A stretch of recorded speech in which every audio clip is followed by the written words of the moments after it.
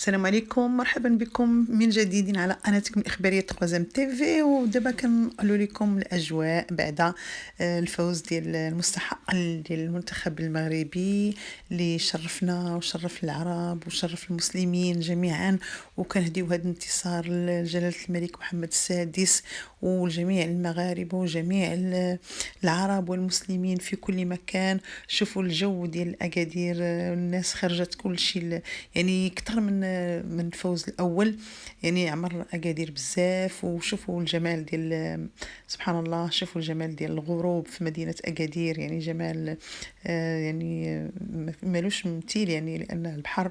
وكنشوفوا يعني هذا الغروب ديال الشمس، كنشوفوا الاجواء فيها يعني ممطرة، انه كاين سحب تبشر بالخير.